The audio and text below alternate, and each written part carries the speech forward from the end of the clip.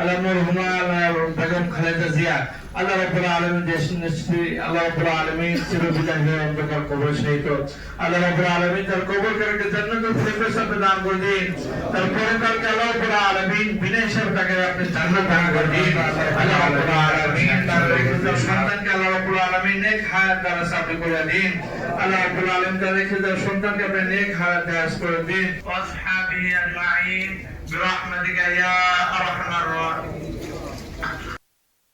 সেই বিএনপি কিন্তু রাষ্ট্র ক্ষমতায় অধিষ্ঠিত হয়েছে। অতএব সেই আশাদের পরিণতি কি? আজকে দেখো জাতীয় পার্টির নাম বলার লোক খুঁজে পাবো না। এই নির্বাচনে কয়টি সিট পাবে আমরা জানি না, এবং ঠিকভাবে মানুষের মনে এখনো তারা জায়গা করতে পারে না।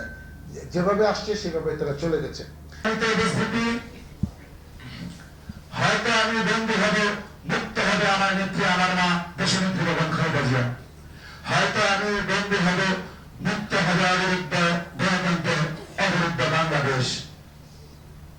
এই দুটি লাইন আমি লিখেছিলাম আমার স্বরচিত কবিতা আমাদের প্রিয় নেত্রীকে নিয়ে। আমাদের নেত্রী, আমাদের মা, আপসহীন নেত্রী, তার কাছ থেকে আমরা শিখেছি অন্যায়ের সাথে আপোষ করা যাবে না।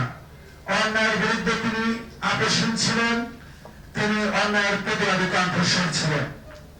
তিনি আমাদেরকে শিখিয়েছেন যতবার এই বাংলাদেশের স্বৈরাচার সরকার গঠিত হবে, স্বৈরাচার সরকারের আবির্ভাব ঘটবে, ততবারই ছাত্র জনতা, তরুণ প্রজন্ম, মেধাবী ছাত্রদের নেতারা সেই স্বৈরাচার সরকারের বিরুদ্ধে আন্দোলন গড়ে তার পতন ঘটাবে।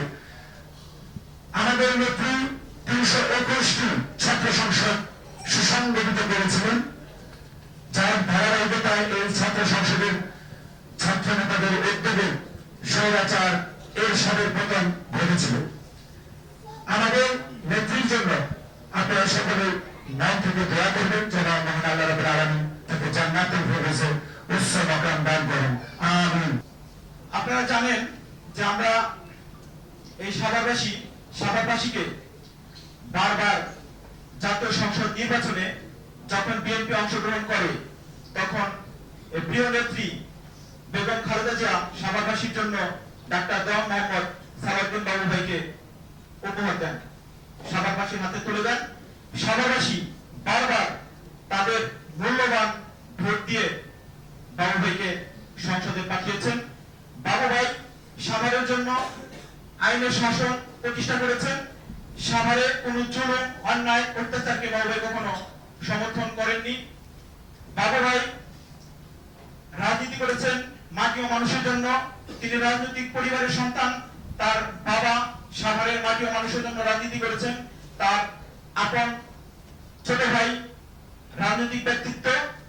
অতএব আমি বলবো যে প্রিয় নেত্রীর যে শোক, সেই শোক আমরা শক্তিতে রূপান্তরিত করে এই ত্রয়োদশ জাতীয় সংসদ নির্বাচনে সকল ষড়যন্ত্রকে উপেক্ষা করে আমরা সাভারে ঢাকা 19 আসনে ধানের শীষের বিজয় নিশ্চিত করব। আপনারা জানেন